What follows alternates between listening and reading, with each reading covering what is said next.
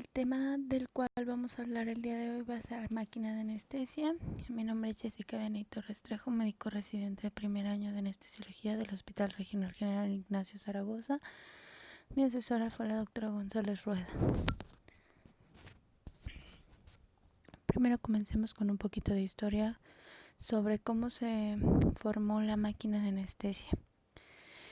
Entre los años de 1778 y 1821, Humphrey Davy, que fue un científico inglés, comenzó a calmar los dolores de cabeza y de sus dientes, inspirando la máquina de óxido nitroso.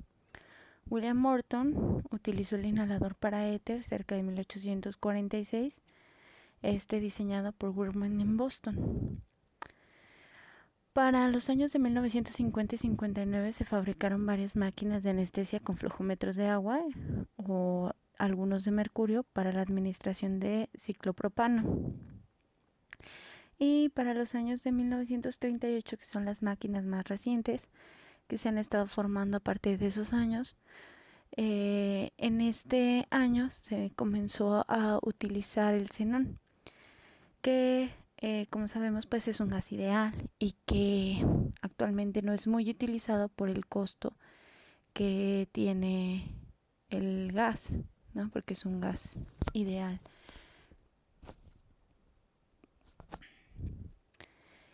La función principal de un aparato de anestesia o de una estación de trabajo de anestesia va a consistir en la administración de una mezcla de oxígeno, aire o de oxígeno con protóxido de nitrógeno u óxido nitroso y de agentes anestésicos inhalatorios. En este caso, pues los halogenados, que son los que más utilizamos. Sus componentes básicos deben ser los siguientes: deben de contar con una fuente de gases, con vaporizadores de anestesia, un sistema respiratorio, un sistema de expulsión de gases sobrantes, monitores del sistema y también monitores para el paciente. Bueno, la estación de anestesia debe estar concebida de forma que permita la administración manual de oxígeno en cualquier circunstancia.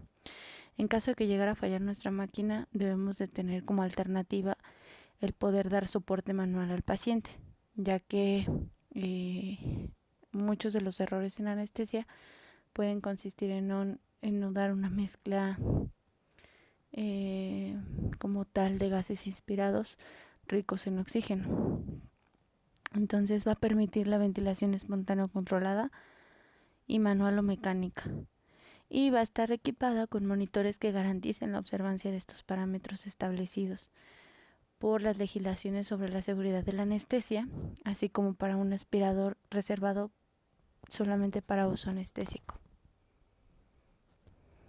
Como vemos en la imagen, nuestra máquina de anestesia pues va a consistir de un monitor. Hay dos monitores: el monitor de la máquina y el monitor del paciente, que es el que está señalado. Los flujómetros, que nos van a dar los flujos tanto de aire como de oxígeno y de óxido nitroso. El canister, que es donde está también el sistema absorbedor de CO2. Hay una válvula de sobrepresión y el circuito que va hacia el paciente, así como la bolsa reservorio. También va a estar los vaporizadores, que pueden ser el desflorano, isoflorano o el sevoflorano, los más utilizados.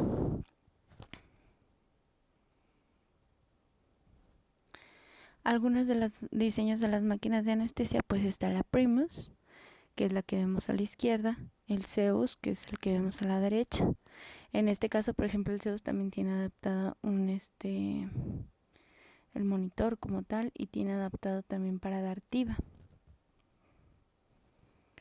El Isis y el Felix, que son como las principales máquinas que existen en el mercado. Vamos a comenzar con la alimentación de gas fresco. Como tal, vamos a tener un sistema denominado de alta presión, que va a ser aquel que sea desde la llegada de los gases médicos hasta las válvulas de regulación de flujo, y desde los flujómetros hasta la válvula de oxígeno rápido. Este sistema de alta presión va a constar de los siguientes elementos: la llegada de los gases, los reductores manómetros, los flujómetros, vaporizadores y salida de la mezcla de gas fresco. Es importante que este sistema de alta presión desemboca en un sistema de baja presión como tal para poder llegar al paciente. Entonces hay una fase de baja presión desde estas mismas válvulas hasta la salida del sistema de limitación del gas fresco, que es el que va a llegar al paciente. Existen, ahorita lo vamos a ver más adelante, existen sistemas como tal dentro del hospital en el cual hay una alimentación a gran escala de los gases, ¿no? Principalmente el aire y el oxígeno. Cuando no existen este tipo de circuitos tan grandes, existen los tanques de reserva, por ejemplo, de oxígeno o de óxido nitroso. Entonces vamos a ir viendo también las características de cada uno de ellos. En el lado derecho podemos ver el diseño de una máquina de anestesia, en donde se observan los distintos componentes. Están los sistemas de alta y baja presión de la máquina. Y bueno, en el número 1 podemos ver la alimentación de óxido nitroso. En el número 2, la válvula de comprobación del mismo. En el número 3 vamos a ver la alimentación del óxido nitroso por tabuladores. Y en el número 4, un manómetro de las tubuladoras. En el 5, un manómetro en el cilindro. En el 6 vamos a ver una válvula de seguridad. Y en el 7, un regulador de presión. En el 8 podemos observar una alarma de alimentación de oxígeno. Y en el 9, la alimentación de oxígeno por cilindros. En el 10, la alimentación de oxígeno por tubuladoras. En el 11, como tal, el circuito de baja presión. Y posteriormente vamos a observar los flujómetros en el número 12. Y en el número 13, los vaporizadores calibrados, que es donde se va a realizar también nuestra mezcla de gases. En el 14, una válvula de control del flujo. Y en el 15 vamos a observar una válvula de comprobación. En el 16 vamos a ver el regulador de presión de oxígeno de segundo nivel. En el 17 se encuentra el cortocircuito de oxígeno y en el 18 las salidas de gases de la máquina como tal, ya mezclados y ya con baja presión. Existen los cilindros de oxígeno cuando no existe esta gran red de reservas de oxígeno, en el cual van a ser los cilindros de tipo E, y estos se llenan a una presión de alrededor de 1900 psig, y esto va a ser a temperatura ambiente y va a estar contenido en un número fijo de moléculas que obedecen a la ley de Boyle. En un cilindro tipo E con una capacidad de 5 litros a 1900 psi va a haber 650 litros de oxígeno a la presión atmosférica, y por lo tanto si nosotros administramos 4 litros por minuto se va a tener oxígeno solo para 80 minutos. Estamos hablando que es un cilindro de los pequeñitos y que nos pueden ayudar al traslado del paciente. Entonces, en traslados pequeños, este cilindro nos puede alcanzar muy bien. Más o menos en un traslado de unos 15-20 minutos no tendríamos ninguna falta de oxígeno como tal. Los de óxido nitroso van a tener a temperatura ambiente el óxido nitroso y se va a encontrar de forma líquida. También van a estar los cilindros tipo E y se van a llenar en 90-95% de su capacidad con el óxido nitroso líquido. Estos cilindros pueden contener alrededor de 1590 litros de gas a una atmósfera, y siguiendo la ley del Avogadro, porque los manómetros de presión no funcionan ya que estamos hablando que es un líquido y no es como tal un gas. Entonces acá por la ley del Avogadro sabemos que un gramo molecular de un gas va a ocupar 22.4 litros a una temperatura y presión estándar. Entonces 44 gramos de óxido nitroso a 0 grados centígrados y a 760 milímetros de mercurio van a ocupar 22.4 litros. Por lo tanto, un cilindro que esté nuevo va a durar alrededor de 13 horas si lo llevamos a un flujo de 2 litros por minuto.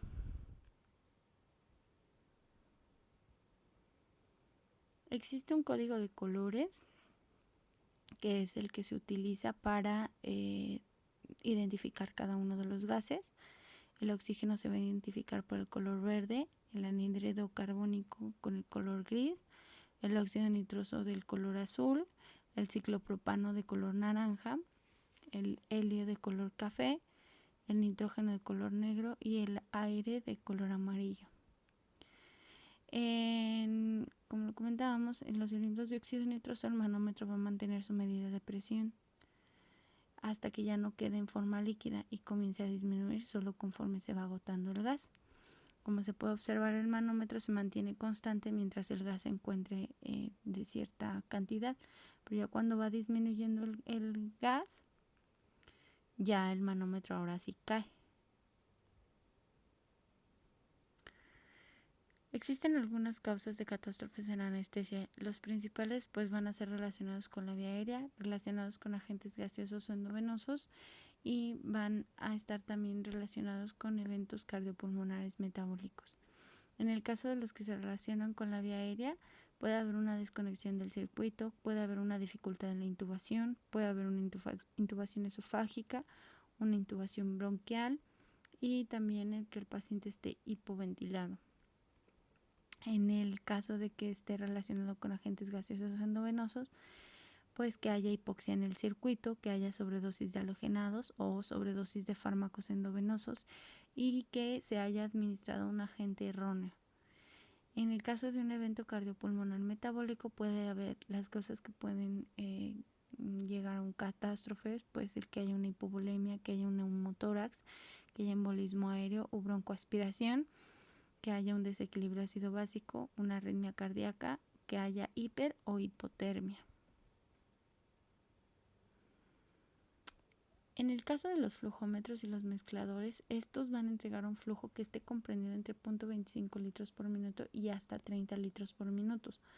Va a entregar como tal una mezcla de oxígeno más óxido nitroso o una mezcla de oxígeno más aire.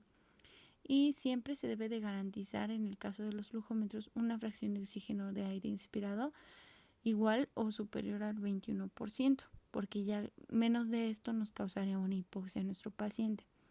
Del lado derecho podemos observar el dibujo de un flujómetro de flotador y aquí se observa cómo está la perillita y el flotador como tal va a ser empujado hacia arriba de forma proporcional al flujo de gas. Entre mayor sea el flujo de gas, más arriba va a estar el flotador, perdón. El flujo se va a leer sobre la columna graduada precalibrada de forma proporcional al flujo de gas. Si recordamos la máquina de anestesia, vienen los tres flujómetros, viene el de aire, el de óxido nitroso y viene el de oxígeno. De acuerdo a los litros por minuto que nosotros pongamos nuestro oxígeno, o en el caso del óxido nitroso o del aire es lo mismo, ese flotador va a aumentar hacia arriba. Va a haber también una salida de los gases, el flotador, que es el número 2, que es el que estamos viendo que pues va a estar flotando cuando nosotros iremos la perilla ajustando el flujo.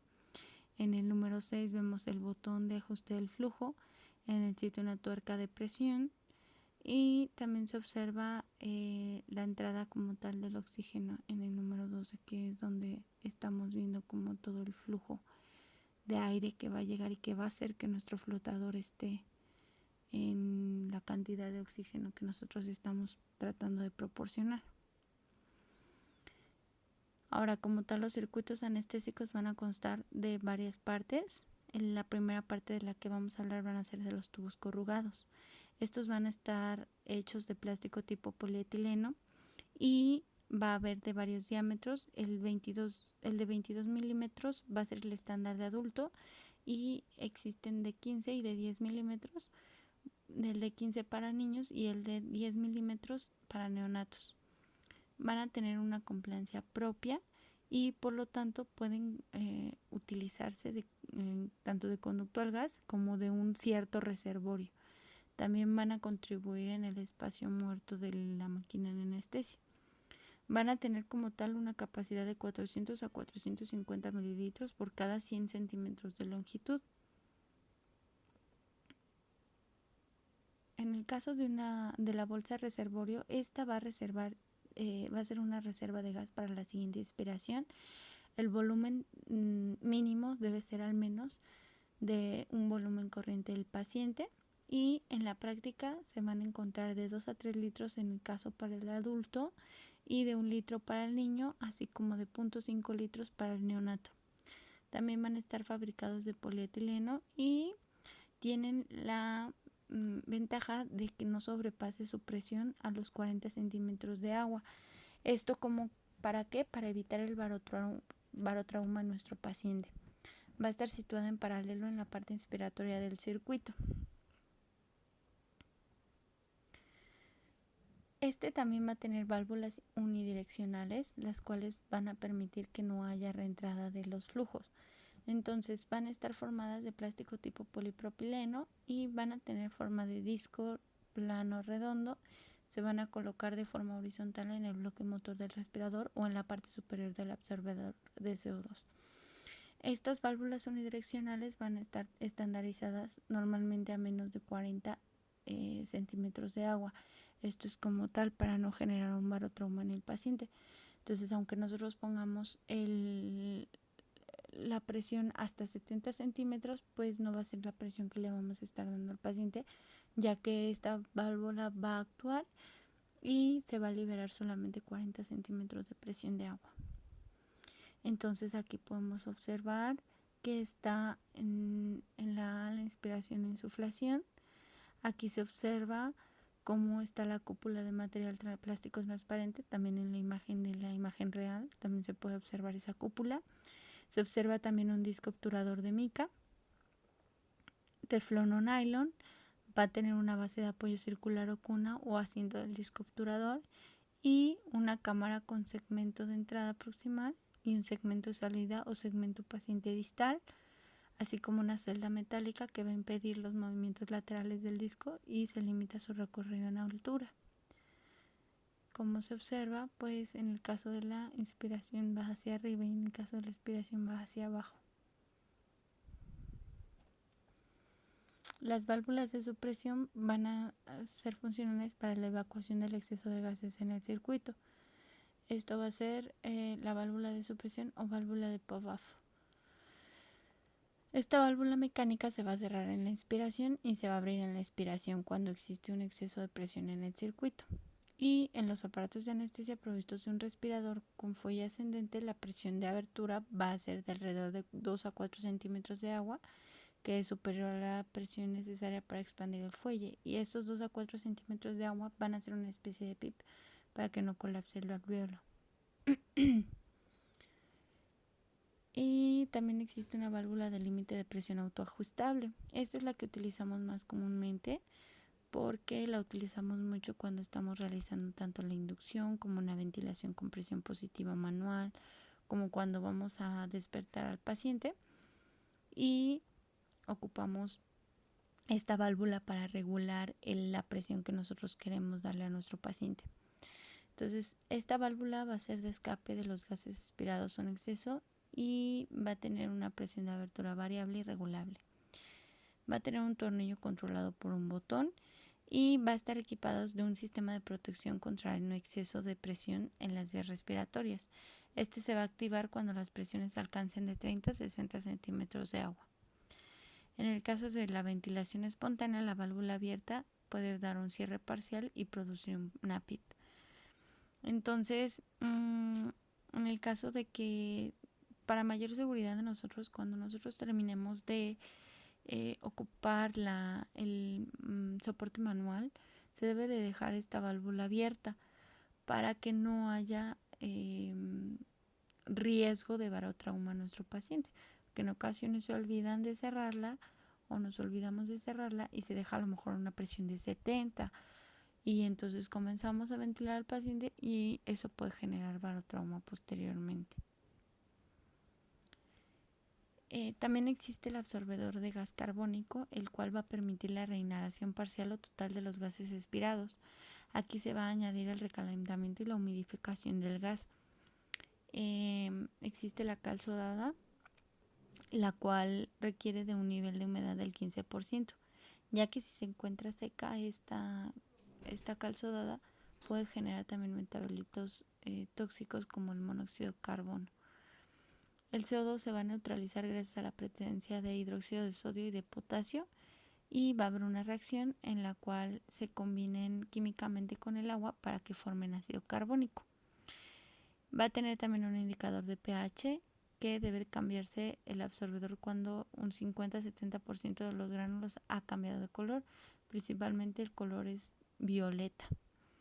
Y la capacidad máxima de absorción de la cal sodada va a ser de 28 litros de CO2 por 100 gramos de cal. Está la cal sodada y la cal baritada. Este cuadro realiza una comparación entre estas dos. Aquí se observa que el tamaño de los gránulos por pulgada, pues de ambos va a ser el mismo, alrededor de 4 a 8. El método de endurecimiento de la cal sodada va a ser el sílice y en la cal baritada va a ser el agua de cristalización. El contenido de la cal sodada va a ser hidróxido de calcio en 80%, el hidróxido de sodio en 4% y el hidróxido de potasio en 1%, así como de agua al 15%. En la cal baritada va a haber hidróxido de calcio en el 80% e hidróxido de bario en el 20%. Va a haber también un indicador coloreado que va a ser la violeta de etilo en ambos, y la capacidad de absorción en litros de gas carbónico por cada 100 gramos de gránulos. En la cal sodada va a ser de 14 hasta 23 y en la cal baritada va a ser de 9 a 18. Entonces recordemos que el enfluorano, isulfurano y desflurano pueden generar, en el caso de que se metabolicen con cal seca, monóxido de carbono, y el sevoflurano nos puede generar el compuesto A, que recordemos que es nefrotóxico en cobayos, pero no se ha demostrado la nefrotoxicidad en seres humanos.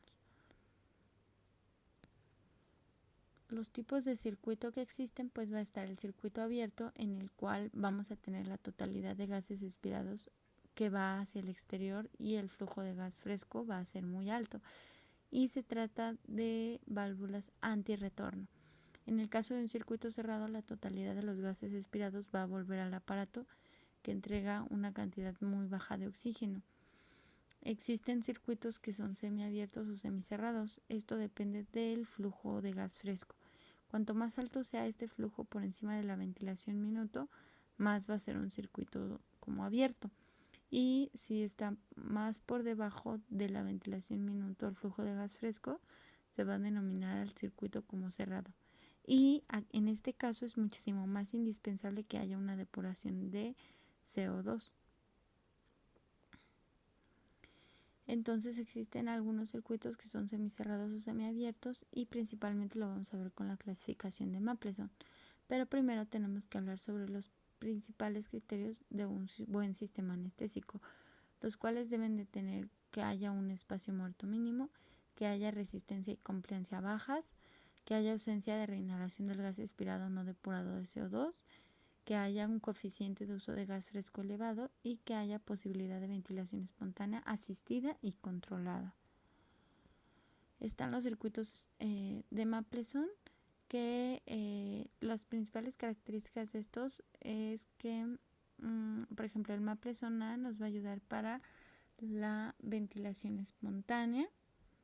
En el caso del Mapleson D, que también se denomina circuito de Bain, este nos va a ayudar también para la ventilación controlada.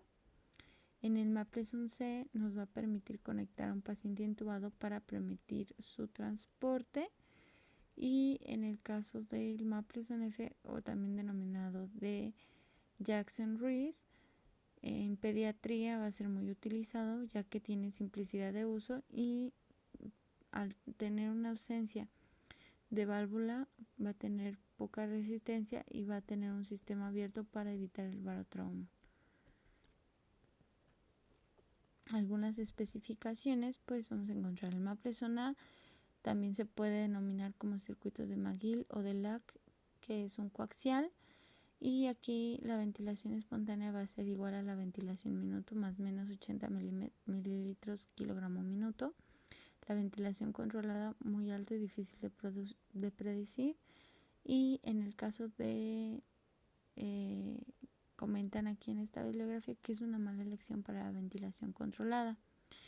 El Mapleson B va a tener 2 veces la ventilación minuto de 2 a 2.5 veces la ventilación minuto en el caso de la ventilación controlada, y va a ser el más utilizado en el caso de la ventilación controlada. El C, que es también se denomina de Waters, va a tener igual 2 veces la ventilación minuto en el caso de la ventilación espontánea, en el caso de la ventilación controlada de 2 a 2.5 veces la ventilación minuto.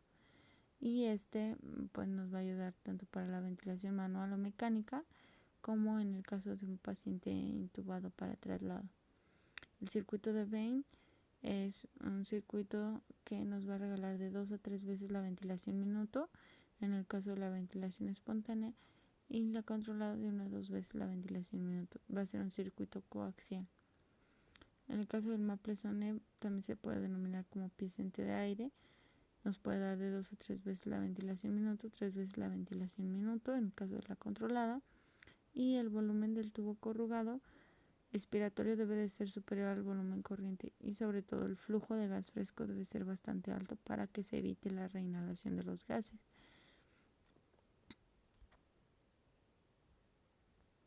Ahora, como tal, nada más voy a hablar un poco de los ventiladores en anestesia, ya que este tema se va a retomar en el siguiente tema.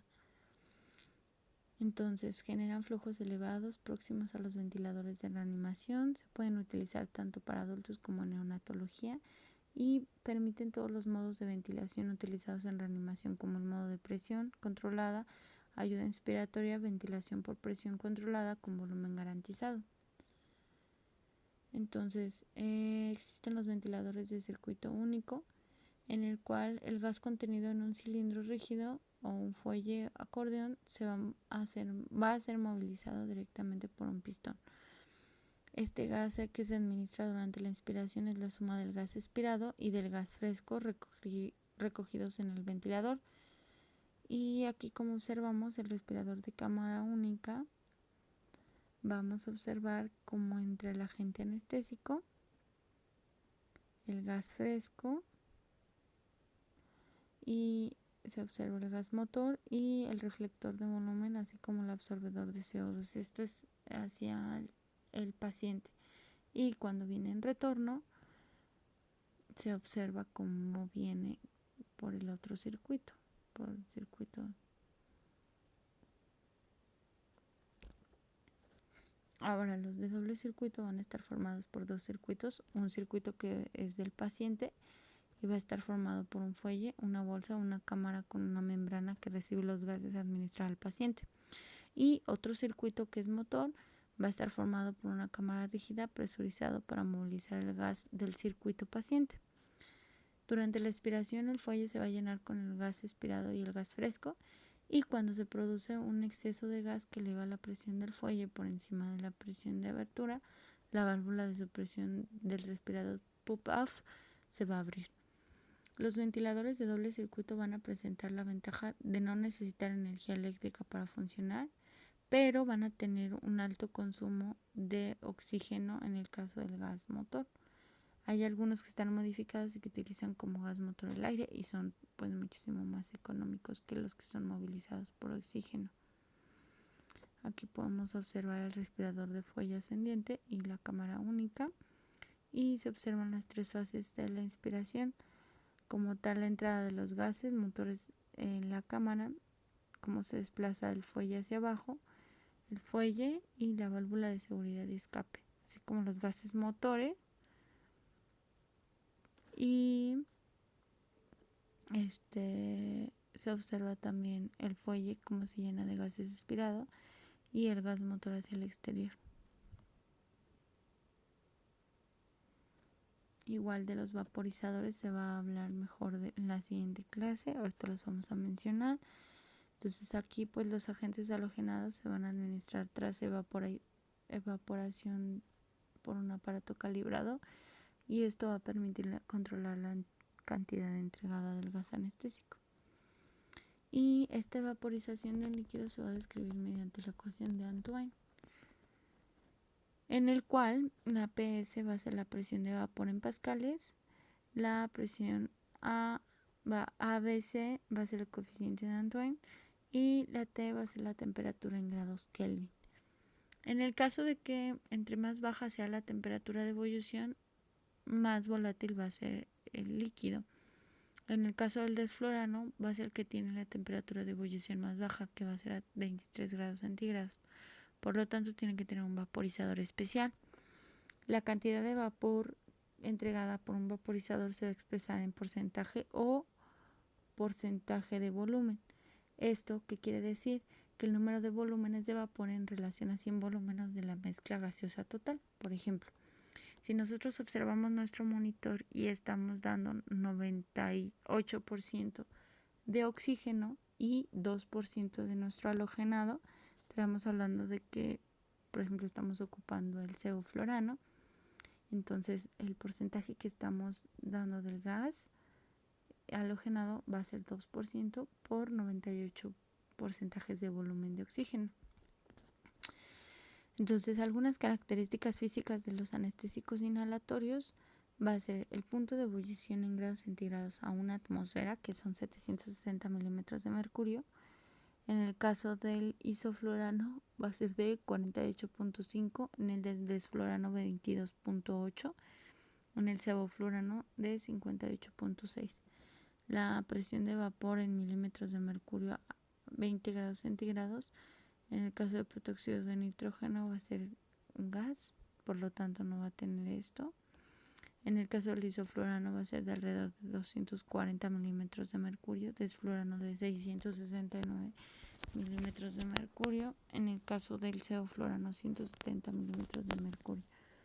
El coeficiente de partición sangre-gas, el del óxido nitroso va a ser de 0.46, del isoflurano 1.46, del desflu 0.42, del sebo 0.69 y del xenón de 0.11. La concentración alveolar mínima para el óxido nitroso va a ser de 104, del isoflurano 1.17, del desflurano de 6.6, del sevoflurano de 1.8 y del xenón de 63 a 71. La vaporización del líquido va a tener como tal un consumo de energía. El calor de vaporización de un líquido va a ser el número de calorías necesarias para convertir un gramo o un mol de líquido en vapor. El calor específico de una sustancia va a ser la cantidad de calor necesaria para aumentar la temperatura de un gramo o de un mol de sustancia a 1 grado centígrado. Dentro de la clasificación de los vaporizadores en función de 5 características, se va a encontrar los métodos de regulación de la concentración entregada, que sea calibrado en concentración y calibrado en flujo. Los métodos de vaporización, en el caso que sea vertido, flow over, que sea de burbujeo o de inyección. La compensación térmica, que sea de termocompensación o calentamiento. En el caso de la especificidad, que sea un agente específico o un agente múltiple. Y en el caso de resistencia plenum y resistencia baja. Algo que también es bien importante es que los vaporizadores tengan una rampa para que el anestesiólogo también con mayor seguridad pueda estar consciente de que solamente está proporcionando un gas al paciente y no que se están abriendo los dos vaporizadores. En el caso del vaporizador para el desflurano tiene ciertas especificaciones. Dentro de ellas pues va a ser que se coloque en un reservorio presurizado a 2 atmósferas, más o menos 1500 milímetros de mercurio, y con un termostato para entregar una cantidad calibrada de vapor en el flujo de gas fresco. El TEC6 es el vaporizador del desflurano. Este va a estar con un calentador calibrado basado en el principio de la inyección continua de vapor en la mezcla de gas. El aparato se va a calentar con la ayuda de una resistencia eléctrica a 39 más menos 2 grados centígrados y la presión en la cámara va a estar de alrededor de 1500 milímetros de mercurio. El uso práctico, pues siempre hay que comprobar el circuito. Entonces debemos de ser capaces de responder de forma afirmativa al menos a 3 preguntas sobre la seguridad del paciente. ¿Hay oxígeno en el circuito? Se debe comprobar de que el oxígeno esperado marque el 21% cuando el circuito está abierto al aire. También se debe comprobar que esta lectura aumenta cuando el circuito se vuelve a montar y que el cortocircuito de oxígeno esté activo durante la prueba de fuga de alta presión. ¿Puedo ventilar manualmente? En este caso también debemos de resolver las preguntas de ¿funcionan las válvulas unidireccionales? No existe ninguna obstrucción en el circuito, lo cual nos podría llevar a dar una mezcla hipóxica y por lo tanto generar hipoxia en nuestro paciente. Hay lugares en el sistema, esto se debe recordar realizar siempre una prueba de alta presión al final del procedimiento de comprobación. Entonces, si nosotros observamos que hay alguna fuga, cuando nosotros cerramos totalmente la válvula, entonces puede haber alguna fuga y puede darnos también una mezcla hipóxica a nuestro paciente. ¿Listo? Pues muchísimas gracias. Eso fue todo y estoy atenta a sus comentarios.